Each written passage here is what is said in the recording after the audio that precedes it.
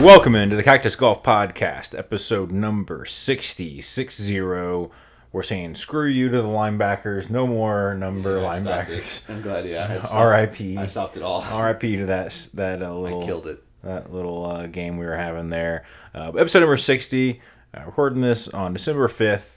Episode number 60. We have quite a bit of news and notes here to go through. I have at least, and then we got the Hero World Challenge review. We got a little bit of a preview here on the Grant Thornton Invitational. Just a quick little rundown of that. And then we got some betting corner. Yes, we got a lot to get into, so let's go ahead and dive into the news and notes here. So we have, first off, I can start 100 different places, but first off, we have the USGA and R&A approved the golf ball rollback. Boo! Are you serious? So when the rollback, I'm sorry, let me get my notes organized here. So when the rollback balls will need to be in play are unclear.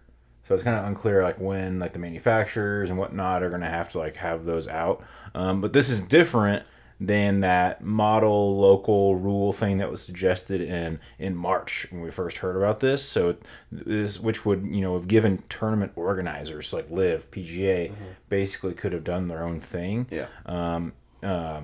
As early as January 2026, the option to require professionals and elite amateurs to play in the rolled back ball, while the vast majority of amateurs would still see no change in the ball. So it's different. This is for everybody. Everybody, you, me, Tiger, everybody. We have same scale there. Nerfed balls. Yeah. That's pretty similar there. We performed pretty well to Tiger. Here. Okay. So I want to start off just by saying real quick. I'll go on a rant. It's kind of had mixed reviews. I think most people don't like it. Rory said, yeah, it's good. I think I saw Jack and Nicholas say he wanted this. He's been saying that he wanted this for a while, but I would say most people say 90 years old. Of course, he doesn't care if this happens or not. But I'm kind of conflicted actually. I think it is kind of good in the sense that you can still compare yourself to these guys relatively. The same. You're same playing the same equipment and whatnot. So I do think that's good. I think it's whatever. I honestly don't have a super strong opinion on it, just because, for the most part, I think I'll let you go into it. I have a lot of kind of niche topics I can go into, but I'll let you get your spiel out. Yeah. So here's my thought process. I go one of two ways. I think, okay, if you want to do it for the pros, for the guys who are making good money to play this as their career. If you want to do that as your governing body and decide that they should be able to experience this, fine, whatever. I don't think that they should do it, but if that's what they want to do, fine. But the amateurs, that's where I don't understand. But why? Why the amateurs? Why don't you like it for the amateurs? Because I think, why are you affecting, the game of golf is just starting to become more and more popular just since COVID. So, again, realistically, it's not that much. I think that's what did we say? It was 10-yard difference or something like that before? I think it's ended up going to be, I think the numbers I heard was 5 to 10 yards. Yeah, so it's not much. It's not like night and day. But 5 to 10 yards could be, for some people, that's a different club when they're back, right? If you're playing a 5 or 6 iron, based on 10 yards of difference, whatever. So, in my opinion, you should not be touching this for the amateurs, because the game of golf is just starting to become more and more popular. People are starting to pick it up more and more. And people will latch on and cancel things quickly in this world, right? So here's my thought. My thought process is people will hear this news and get pissed and stop playing. How many? I don't know. I don't think anybody's going to stop playing because of this. I think some people are petty. There's people in this world that are incredibly petty. Incredibly petty. That's one little part of it. Second part of it is now these golf manufacturers have to go and change their R&D and conform to these new rules. Who's going to eat that cost? Those companies? No. The consumer's going to eat that cost. So $55 for Pro V1s? Nah, $60 now. Those companies are not going to eat the cost of this. They're just not. We see this with inflation. We see this with anything, any sort of price increases. If the price increases, it's not just going to stop at the company. It's going to affect the consumer at the end. They're going to pass the cost down. So, again, I don't know how much is actually going to cost. I have no idea. But just speculating that if they're going to have to put more R&D into this, and I saw like one comment that was like, I don't know where the source was. I don't know if it's true or not. They said that it was like going to be in effect in 6 years or something. So I think that's quite a long period of time. I feel like it'd be faster than that. I think so too. I don't think someone just could have pulled that out of their butt. I have no idea where they got that from. But let's just say it's years from now. You know, there's so much that people are going to have to, those companies are going to have to spend money on to create these new conforming golf balls. But then you can spin it and feel like, okay, we sell golf balls. So what if we just stock up on the old golf balls and have like a black market of golf balls? You know what I'm saying? So that's where my mind goes. That's what I'm wondering how they're gonna. Like how am I gonna know if I'm playing it with an amateur of like, oh, are you using the new balls or not? Like, how am I gonna know that? Like, is there gonna be like a little star on it, like your license plate? You know how you can fly with a star now? Like you're supposed to conform to that eventually. Like, how am I gonna know if the guy who I'm playing casually with and we're playing skins match? How am I gonna know if he's using that new golf ball? So that I think of that, and then I think on tour it'd be easy for them to tell, 100%, or for them to like test the ball. But like for you and me, for sure, it could have run into something. And I think for the pros, if you want to, there's realistically, as time goes on, you see this in everything. People get stronger. Baseball start hitting farther. Football, people to throw the ball farther. Just evolution of mankind, increase of technology. People are getting into the gym at an earlier age. They're getting stronger. Why are you penalizing people for that? That's what I don't understand. I don't think they're necessarily penalizing people. I think I think what there are two ways of thinking about it. Maybe it's both. Maybe they have a stronger sense of trying to do it one way or the other. But I think it could go both ways. They're trying to speed up pace of play, but I don't think that's a thing. I don't think because I follow this guy on Twitter. His name's Lou Stagner. You can find him on Twitter, X, whatever, at literally Lou Stagner, LOUSTAGNER. He has a lot of golf stats and whatnot. So he referenced a study the USGA did. They concluded that, quote, golfers who hit the ball further, either because of ability or technology, move from tee box to green quicker than shorter hitting golfers. So longer basically is kind of faster for the most part. I bet it's not like a huge difference. I didn't see the exact difference. But then also I think the other way that they could be looking at it is, which I assume is probably this way rather than the pace of play, is golf courses, having to stretch the their courses in distance. I bet that's what they're kind of more trying to prevent, and we kind of talked about that earlier this year of courses that are lengthening holes, and I know we saw Augusta doing that though. Like we talked off camera a second ago. I got paired with that one guy that who's aspiring pro, yada yada. So I asked him this question, like what he thought about it, and his answer was kind of similar, but he said too, like instead of lengthening these courses, why don't you just make the rough a couple inches longer and just make it, you have to focus more on accuracy. If you can drive the ball far and accurate, good for you, right? But not everyone that drives the ball far is as accurate as someone who drives the ball shorter. That could be wrong. I'm just assuming that's probably a fact. I would think that's some kind of correlation. I would think so, right? So make the fairways a little bit more narrow, just a little bit, or and grow out the rough a little bit more. Do stuff like that to be able to combat people hitting the ball longer. But if you're able to hit the ball accurate, and far, then good for you, man. Like, I don't know. I would say that the last piece, which they maybe have this in the back of their minds again, maybe not the whole reason, but part of the reason they did this is they want to make the comparisons between previous generations and now like more comparable. How you look back at like the 1880s when people started playing golf, the furthest drive was like 200 yards, barely 200 yards. And so now it's like we're like 300. Rory has like a 390 yard drive. So how does that work with the NFL? Like, say for example, like all time season stats, like in one season, like Tyreek Hill's about to hit like 2,000 receiving yards, I think, right? For like. He's on pace to hit it, and I listened to a football podcast that reference, back in the day a lot, and they have changed the rules in NFL a lot. But the season's longer now. The season's longer, that's one thing, but they change rules, and then also, Like they changed rules for like hitting quarterbacks, so it's more friendly to hitting wide receivers over the middle and whatnot, protecting them. So that's changed more recently. Yeah. But also you look back and when it really started changing was like back in like I think it was like the 50s, like before the AFL NFL merger and before the Super Bowl era.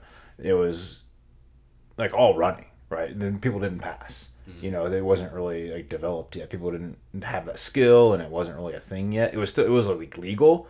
People just know how to do it, really. Yeah. And so, like, when the people started doing that, passing numbers were just crazy. And so that's kind of like not really one-to-one correlation, kind of same deal, but it's kind of different. It's kind of there where it's like, I mean, obviously, quarterbacks nowadays are blowing past records for, there's an extra game now. And then it's just like a different era. So it's just the rules are different, so it's easier to pass more yards. In the golf space, it's the exact same thing. The season's longer. They're playing more tournaments. There's different rules. They pass different rules every single year of different regulations. You could also look at like NBA, like adding a 3-point line, extending the 3-point line. Yep. So things have changed in other sports, and it's just kind of something that changed and kind of led to a bigger dispersity between the different generations, actually, because higher scoring now because the 3-pointer, and then pace of play is up in NBA, so it's faster, so there's more like possessions. So those kind of changes actually led to a bigger dispersity between the different generations and like their stats, whereas this is maybe again, I'm just speculating, maybe it's what they're trying to do is compare the generations. I don't know. I think it's like it's 5 to 10 yards. It's really not that big a deal. It's just like the principle. I think what people are mad for about. sure. I think it is. And again, like I said, if as a governing body, I think they should do it by league. Like if the PGA decides they want to do it, you know what? Whatever. The LIV decides they want to do it. I don't know about that. You know what? Whatever. Because at the end of the day, me as a consumer, it really doesn't affect me as a person, right? Like it does not affect me, so I can't really have a say on it. Rory, Rahm, Scottie making this is their people who is their career. They should have a say as to what's going to go on in their career, right? Like eventually, like they don't make all the decisions, but they should have a say into it. But I mean, it really doesn't though, because like everybody has the same rules, so like it really doesn't impact them. What do you mean everyone has the same rules? Like everybody's playing the same ball. Yeah, but that's what I'm saying. Like, but if you were going to go into I want them, if they're making this decision, if you want to impact the people who are making money, let them decide on that at the end of the day. The amateurs, they're playing this game for fun. Like, why are you trying to here's well again, I don't think they're trying to like punish us. I just think they're like, I think it's like kind of interesting. I think what's the point of because we can still compare ourselves to them. I don't give it. Yeah, you do. How am I going to compare myself to Tiger Woods? You want to be like, oh, wow, I drove it 310 yards. Like, that's pretty close to what they do. Yeah, okay, but I can't hit an approach shot to save my life, so it doesn't but people still like saying it. You still like saying it when you get close to like a 300-yard drive. I'm like, dang, I can outdrive someone. Okay, yeah, that's fine. That sounds good. Like, if I can hit it close to 300 yards, yes, that's an ego thing. Like, you feel good about hitting the ball far. No doubt. I get that. I understand that. But, like, I don't sit there and like compare myself. I would never compare myself to a pro because I am not even. I'm not even on the same. Yeah, but you like want to know how you stack up to them. You want to know how you stack up to them. It's just like part of like the golf the way it is. I mean, you can argue that in different ways, maybe, but realistically, not entirely because again, I know I'm plus theoretically the 5 to 10 is for pros. For you and me, maybe a yard or two difference is probably what it's going to come down to. Probably because like amateurs still can't even compress their clubs to save their life, so they probably really isn't going to affect them that much. So exactly, pros. But still, at the end of the day, like even your handicap's not going to change whatsoever. Probably not. I would know. So maybe not. I maybe will. I have no idea. Because if you think about it, people who aren't as good, honestly, it might improve actually like big brain because you're not going to try and bomb it as much. No, for sure. I'm going to try and be like, oh, I used to hit it this far. I got to try and cover it. Well, maybe, yeah. And then like my thought process is like it maybe will affect your handicap. This is a big maybe because if I go from hitting a 7-iron to a 6-iron. 7-iron is my favorite club in the bag. Like I hit my 7-iron so well, but like any of my longer irons. Well, the thing is that also I think like so like I wonder. I think the 5 to 10 is based off of the drive distance. Yeah. Whereas like approaches, I can't imagine it's impacted that much. Obviously, your approach shot's going to be impacted like how far your drive went, obviously, but like from the approach shot starting point, I imagine maybe a yard or two, maybe. Yeah, I feel like there's like certain things in golf because like my mind kind of went here. Like there's certain things in golf as like an amateur where like you will call someone out for like cheating. Like you're not gonna put chapstick on your club, right? Like stuff like that. Like there's someone I know. I'm not saying names that like had a specialty wedge. It was called the Spin Doctor, and this person he would use it while he played. We didn't play for money or anything. But again, it's kind of the principle too. But like, at the end of the day, I don't really give a shit because like we're not playing. Like I'm not really playing against you at this time. There's not really money involved. But like he was dropping the ball like 10 yards past the pin and just spinning it straight back because of the club. And it's an illegal club, illegal for the pros, illegal as to USGA standards, but he still used it. I guess our question too is how do you enforce it? Like again, we know how to enforce it. I mean, you just do it before you start the match or whatever. Be like, hey, like, and then if you're just playing for fun, who cares? But then if you're actually like playing like a tournament or something, you gotta just do it before the match. And be like, hey, that's not, it's not gonna fly. I don't know. I don't like the fact that they're impacting amateurs in this. I don't really care. That's like honestly, I think it's like the MLB uses wood bats, and that's like telling college or high school that they have to use wood bats too because the pros do it. Like no, like the pros are the pros for a reason. Like yeah, they might be a pro one day, but like you're in this league, so you're gonna use a metal bat. It just is what it is. Like you're just using it. Like but you could also like turn it around. Well, why don't college use wooden? Well, they could if they decided to. But like, if I'm okay, let's maybe that's a bad example. Like if you're like in college, but it's also just college because baseball, you're probably pretty good. If I'm a Sunday league player that plays like 16-inch softball, and they tell me that I have to use a wood bat now, that's also because there's not like a whole governing body for the sport of baseball. There's multiple governing bodies. That's why, and this also happened. Regardless, this isn't the first time the golf ball has been rolled back. Actually, it actually happened back in like the 50s. There actually was the 50s. Yeah, you're hitting it 200. This is too far. Well, bring it back to 150. It was also more about I think it was the 70s, 50s, 70s, something like that. There was like I think it was back in the 50s actually, where there was like two different like kinds of balls, like different diameter or something like that. It was like really close. It was like 1.62 inches versus 1.68 inches diameter. There's different like in high school. I don't know if you could use it in high school, but when I was younger, you could use different bat sizes, like the barrel of the bat. Yeah, it's like 2 3/4, maybe 3. Well, isn't it like weight and length? Well, weight and length is another one too, and I think there's restrictions as to like how long a bat can be and how heavy. Well, there's restrictions for like clubs, like how long your shaft can be. But like again, that's kind of similar too. Is like the pros they tell them it's over. I don't know the exact. Let's just say it's 52 inches. I don't really know exactly like that. I don't know what it is. Let's say it's 52.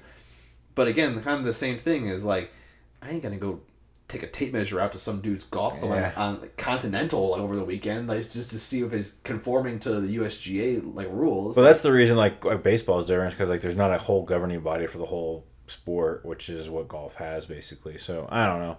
I'm not tripping over it. I think it's interesting. I'm interested to see how it impacts the pros when they start playing with them. I'm interested to see when it's going to happen, but I don't know. I'm not really tripping. There's just too much news in golf. There is. So yeah, I mean we've spent a lot of time on that. So let's move on here. I had in my notes the ROM to LIV rumors are still swirling. That was also before I saw the latest news here that it was. I saw it was confirmed, and then they kind of backtracked it and said it's imminent. So it seems like ROM is going to go to LIV. From last we saw about 5 minutes ago before we started the podcast that it's imminent, could be announced officially as soon as tomorrow morning. So it's rumored. I saw 550 million. I also saw 565 million. This was via Telegraph Sport, Nuclear Golf. Dan Rappaport basically saying that it's basically going to happen when it's going to happen, not if it's going to happen. So that's obviously maybe even a bigger shockwave than the golf ball rollback, I would say.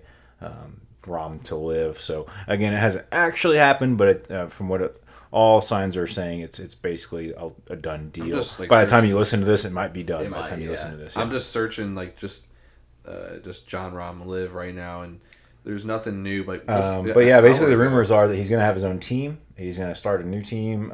So I assume he'll be able to attract good talent. People are going to want to play with him. So, but I also 9 teams. Sure. Was there 8 before? Yeah. So 9. They might add a 10th as well. But the thing is, it's interesting how they work the shotgun thing within their team, right? So there's not. I think they already had as many as they could. Yeah. So I wonder how they're gonna manage that. Unless if a team doesn't make it, they're gonna dissolve a team. Like golf or soccer. They go to the relegation. B-League. Yeah, there you go. That's what it's called. Well, they currently so they have basically the qualifying tournament for the players that were outside, and then also players that are vying to join LIV. So they have that coming up. So those players will be in the mix. We also going back into the LIV topic, staying in the LIV topic, I should say. We had our first LIV Golf trade.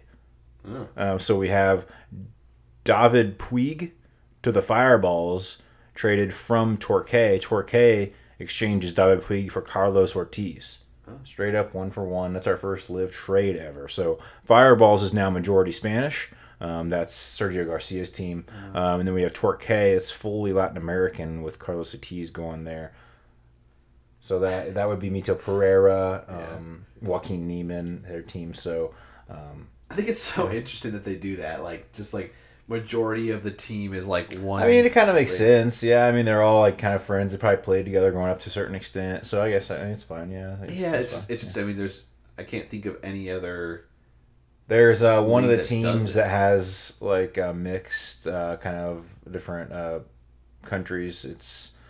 I think it was Danny Lee from Australia or something like that. I think, and then there's somebody from the U.S. I think. So there's some mixed teams. Yeah, a lot of them are from the same part of the world. So that was our first LIV Golf trade. With again, we'll get some more news on Rahm. I think, man, it's an absurd amount of money. What I had here before I saw that it was basically imminent was that I'm not really convinced Rahm necessarily wants to go to LIV. I just think that when you put a big enough number in front of somebody, you have to be well, I mean, I can only say no to a certain extent. You put $565 million in front of somebody, no matter how much they don't want to do something, you have to consider it. It's I mean, you say you try and say everybody has their morals, but it's I mean, you can have your morals, but I'm not going to say you don't have morals when you accept that amount of money, because that's just ridiculous. I mean, it's so easy to say, oh no, you shouldn't do that. That's bad blood money. It's it's super easy to say that when the check's not in front of you. Yeah. I can't blame Rahm for considering that and then taking that. So I think that's my takeaway on that. I mean, I'm not gonna have any animosity. I'm sure a lot of people will, but oh god, yeah, the comments on some of these posts, people are so petty. What my thing is, I was texting my other buddy about this. Why would they offer this money if the merger is going to happen, right? You would think they would have PGA be if LIV takes over basically the PGA, they merge and they're basically the overseers, even though PGA is still going to have their Jay Monahan is still going to have his role kind of, but it's just going to be overseen by the LIV Saudi PIF thing. Why would they do that? You would think they would want PGA to be their main thing and LIV's just kind of be an offshoot thing. Why would they spend all that money to have Rahm go to LIV if it was just going to kind of just Unless be a second? They just decide that the budget stays the same for PGA and the budget stays the same for LIV. My thought is that, or the players know something more about this deal that maybe they think it's not going to go through. Yeah, is that a hedge, LIV's hedge, that maybe it doesn't go through and they have this just in case, or I'm not sure. That's what I was kind of confused about, and there's just so much up in the air right now. It's a weird time to be in golf, but it's kind of fun, but it's kind of confusing. I don't know. So we have Rahm, that bombshell could officially come, at any moment now. We don't know.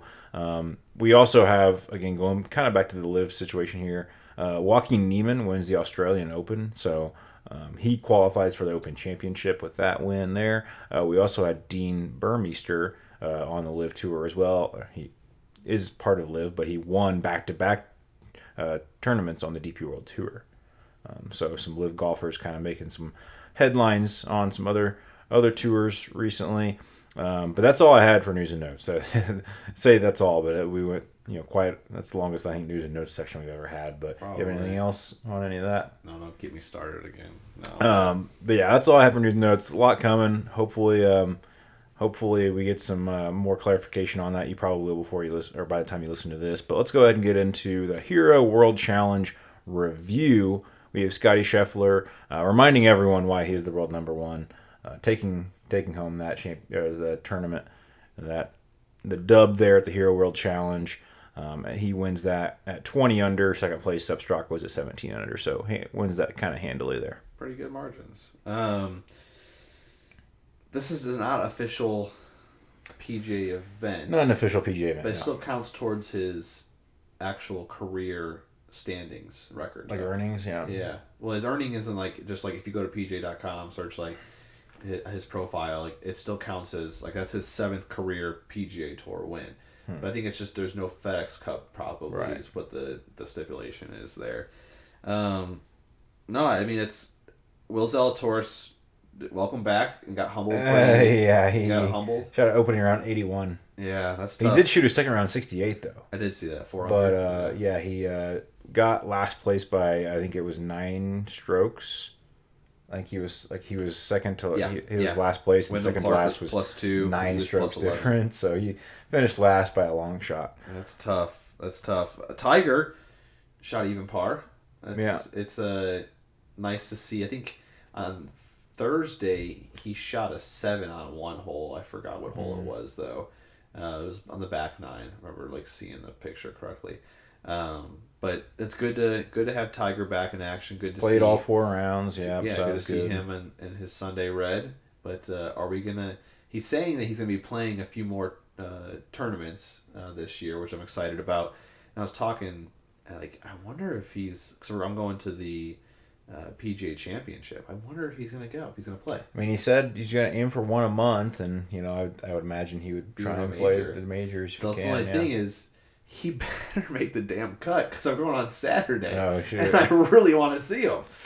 I really want to see him play. PGA Championship. Yeah, that's gonna be hard because that's arguably, they say, the best field in of all the tournaments. So really, we'll see. That's what that's what they say because the Masters at Augusta, there's so many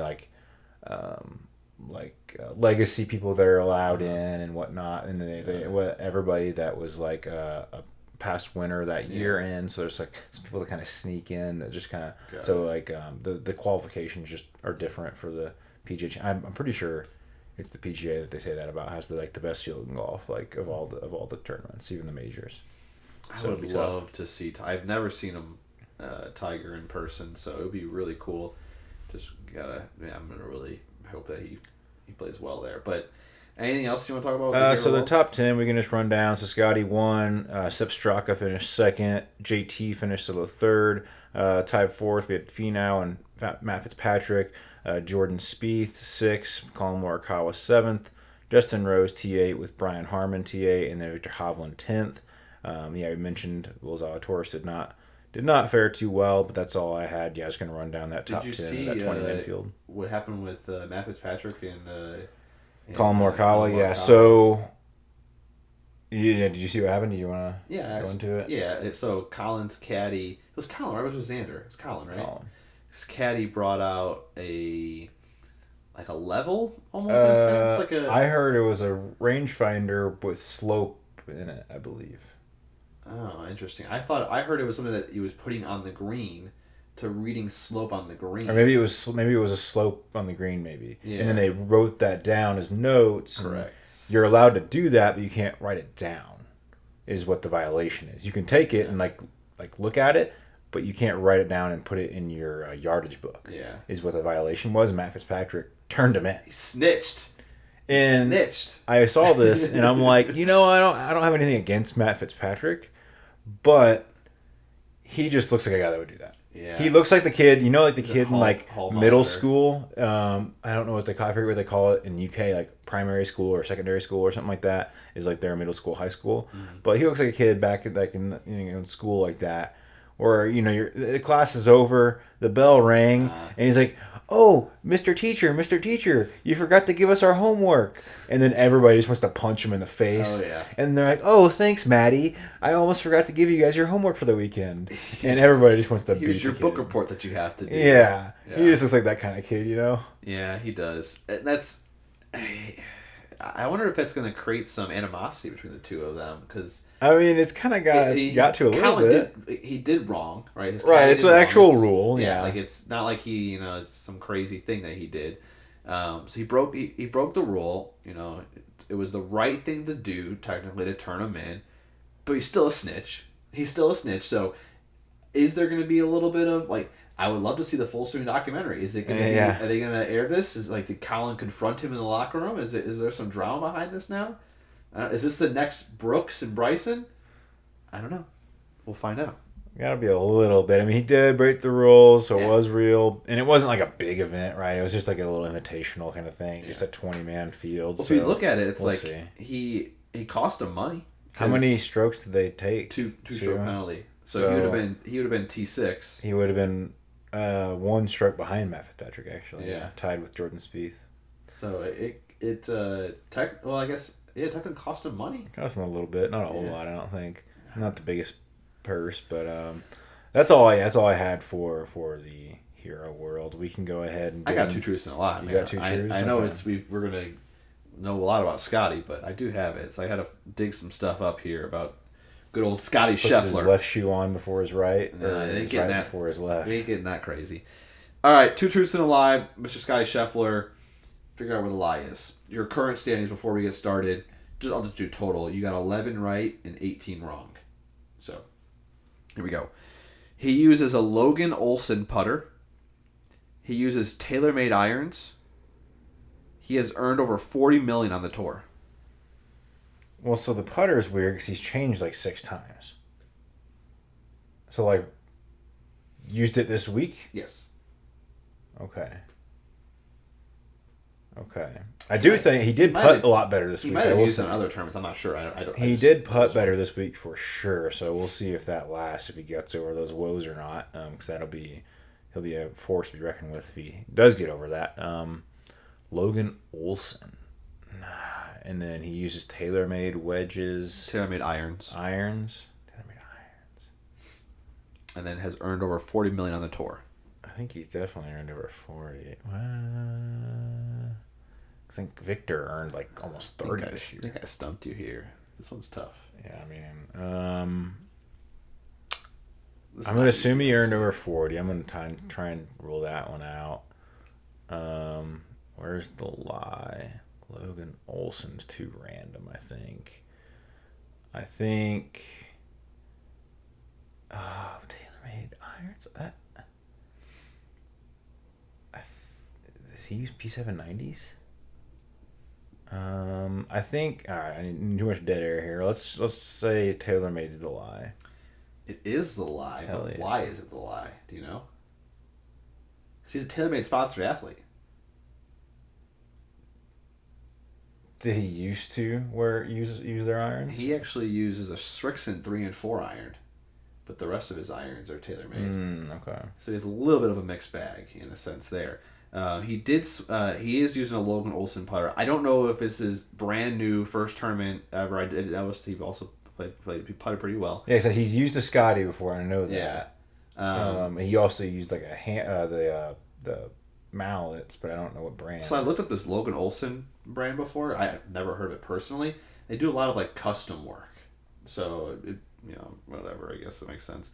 But yeah, so he's a TaylorMade sponsored athlete, but he uses a Srixon 3 and 4 iron. The rest are TaylorMade, and then he has earned over $40 million on the tour. It's true, he's earned $42 million.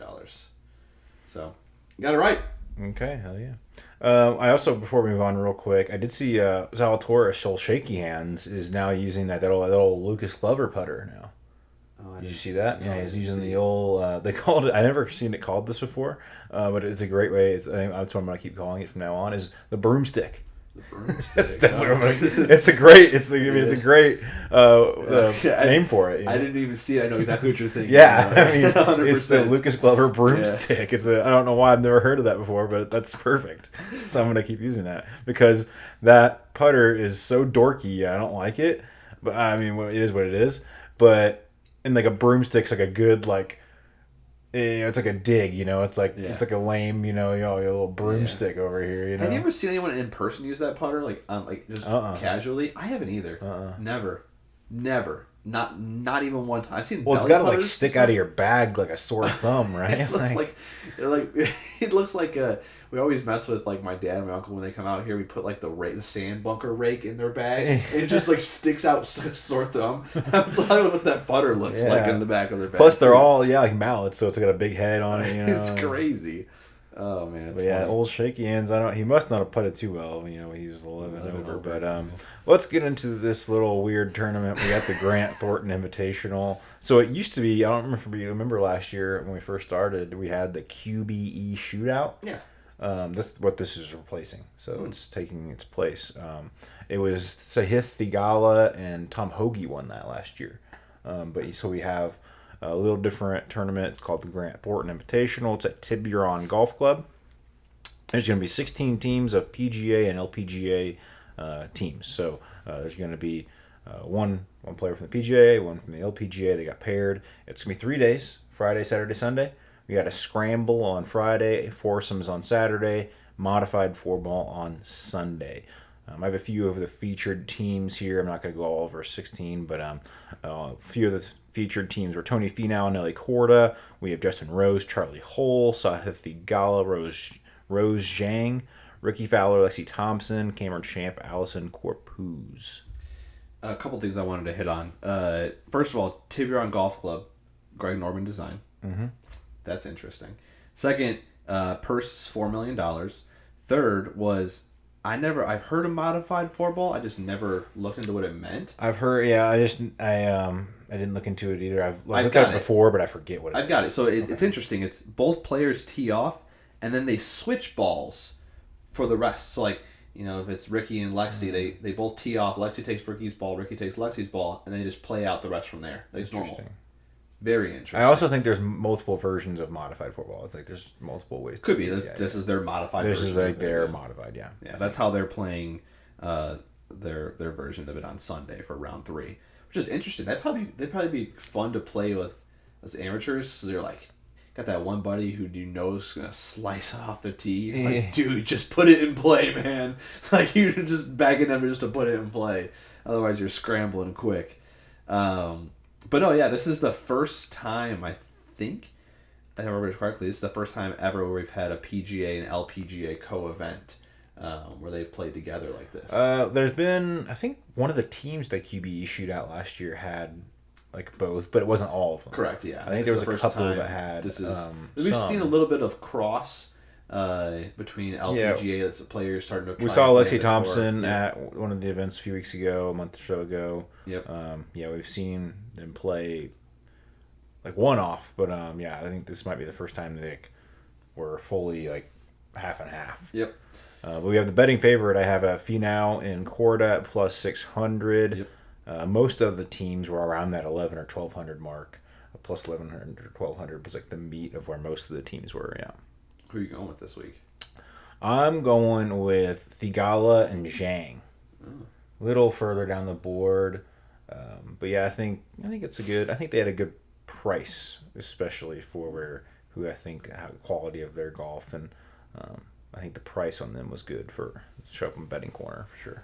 I'm going Lexi Thompson, Ricky Fowler as my pick this week. Obviously, we know Ricky came back this season with the first win in quite a few years. And Lexi Thompson, I think she ended the LPGA season with three consecutive top 10 finishes. So she also she was the one who tried and played at the Shriners, the PGA event, and just barely. She did play. She did. She didn't try to play. She tried to make the cut. She just missed it. I meant to say by that. She just missed the cut by, I think it was just one stroke. So it's gonna be an interesting event this week. So What do you got? Betting corner. You ready for that? Yeah, you got the update. I do. Last week, I was plus 0, and you were minus 100. So standings I'm plus 101. You're minus 436. So you had the hole-in-one hit, right? I did. That was it. Lucas Glover, aka No Glove. I had my parlay. So I've said this before. My parlays are generally flip-flopped, right? Yeah. Where like I picked 2, and that the guy that had top 10 finished top 5, and the guy that had top 5 finished top 10. Yeah. And it doesn't count, obviously. Yeah. And I'm like, man, if I could just pick like one of them to do one or the other, yeah. If I didn't have to pick who, it happened again. So Matt Fitzpatrick finished T5, but I had him T10. He finished top 5. He's finished T4. Victor Hovland miraculously finished top 10. He was like, he was not, his Sunday, he shot a 9 under, shot the lowest score of the day to finish 10th. So if I had flip-flopped it, would have freaking hit. Yeah. The others, I had JT, and it went outright. He was 3rd. The rest of my picks were like Bradley didn't do well. I wasn't even Clark, close. Clark did not do well at all. Yeah, I was way off. So, again, my freaking parlay, gosh, it was flip-flopped. Man, I don't know what to do with that. I don't know what to do with it. But, yeah, that's what I had. Just take your instinct and then just reverse it. Yeah, right? I mean, gosh, dang. All right, I got 4 picks this week. I actually, when you texted me that, I thought I was going to do. I flipped a little bit from what I did. I have 5, though, so I'll start this time off. My first pick, I'm going with who you just said. I'm going with Ricky Fowler and Lexi Thompson outright. I'm going there plus 1,100, where I said like most people were, most of the teams were. I'm going 10 units on that one. I know Lexi Thompson's one of the better players in the LPGA, of course, paired with Ricky. I mean, obviously Ricky had a good year. It's not much whole. Not a lot of digging into that too much. 2 great players. I think they're definitely one of the top 5 teams, and they have a good chance of winning. So that's my first pick. All right. And that's my last pick, so I was just say it now. I'm sort of rinse and repeat the exact same thing what you said, except I think you said you went 10 units or 12 units? 10. I went 11 units. Literally the only difference, and I'll echo everything that you just said. So. I think it's a good team there for sure. So my next pick then I'll go with, I'm going to go Tony Finau, Nelly Korda, the betting favorite, plus 600. I'm going outright, going the plus 600 outright, going 18 units. I mean, I think they have a really good shot at winning this. I mean, Finau, I think he just played, he got off to a good start at the Hero, kind of faded a little bit. But yeah, he played really solid, finished T4, so he's, in good form, played recently. Nelly Korda is, probably maybe the best player on the LPGA. Yeah. So yeah, definitely feel good about that. All right, well, this is going to sound familiar, except I'm doing round 1 leader. For those two? Is those two. Plus 800. Okay. 15 units. That's a good bet. Yeah, I like that. I got a little weird this week on my bets. I like the Victor Hovland round 1 leader, but he caught the bet early on. I mean, the Sunday round he was incredible. It was crazy. Yeah. Okay, so round 1 leader for Finau Korda. You said 800? Plus 800. How many units? 15. 15, okay. I'm going back, actually, to Finau Korda. Going top 5. Okay. Going top 5, going heavy. So that's top 5 minus 110. 53 units. Okay. 53 units, top 5 for them. I mean, that if that doesn't hit, I'm just gonna retire from betting for it, man. Like it's over. It's over. Finau Korda, top 5. I probably just wrote my obituary right there, but I mean, come on now, come on, give me one. All right, my third pick, I should say, and really, to be honest, I don't even know who his LPGA player is. Sagstrom. Yeah, so I saw her on the list. I hadn't heard of her before. I had no idea. Yeah. I really picked it because of Aubert. Sorry if I haven't heard of you. Yeah, whatever. So I picked it because of Aubert. Yeah. Top 5 for those duo, plus 105, 52 units as well. I went heavy on a top 5 pick as well. What did you find out about her? So I can tell you real quick, at this golf course, she has played several times already. Since 2020, she's gone T13, T22, T13, T16 at Tiburon. So that's why I picked her. Pretty good. That's why I picked her. Not outstanding, but pretty good. Yeah. So that's Madeline Sagstrom. Sure. My next one here, can't go too wrong with Aubert, so not too bad. Exactly. I'm going Harris English and his partner, I believe it's Celine, Boutier, French, I believe. Kind of sounds like my last name, actually. Boutier. She's actually won 4 times in 2023. So she's hot. And Harris English, I think, is a very kind of under the radar player. He's really good. I mean, people have heard of him, but you don't really maybe think know how good he really is. He's a really good player. So I'm going outright for those two. Again, it's at the plus 1100 marker. It's won 9 units on that one. Nice. Last pick. I had some extra units. Will there be a playoff? Yes. What is that, like plus 15? Plus 400. Plus 400? Dang, I thought that'd be higher. 22 units on that one. It's an interesting format. It's got some good players. Definitely a chance that there's going to be a playoff going in to end of Sunday. So, I liked it. It was a weird betting corner this week for me. You know, I can see this is more like one of those, like, kind of like, I don't think it's actually for charity, but it's like one of those things, you know, where they kind of just do it for fun. Yeah. So I could see them, like, if it got close, maybe them just, like, kind of forcing the playoff, you know, like. Could be. You know, where then they just do it just for, like, you know, entertainment, you know, try and make more money or something like that. I don't know. Make more money for, like, the host or whatever. So I can see that maybe being a thing. I don't know. You might be able to backdoor your way into that one. My last one here, I'm going with who I mentioned earlier. I'm going Thigala and Chang outright. Plus 1,200, 10 units. Rose Zhang, I mean, she just turned pro like earlier this year, balled out immediately. Thigala, of course, is, you know, an outstanding player himself. I think that pairing is priced at plus 1,200. I think it's a good price for him, like I said. So I think I like that bet. I'm going 10 units on that one. I like it. That's all I got. Yep, that's all I had. I need to. What would you say, Matt, with betting corn? Like minus 400-ish, something like that. Minus 436. 430. Dang. Okay. So I got some work to do, but that's all right. Yeah, that's all I got. You want to piece us out? Don't mind if I do. Hope you guys enjoyed listening. Make sure you like, comment, subscribe, leave a review, share with your friends, and we'll see you next week. Peace.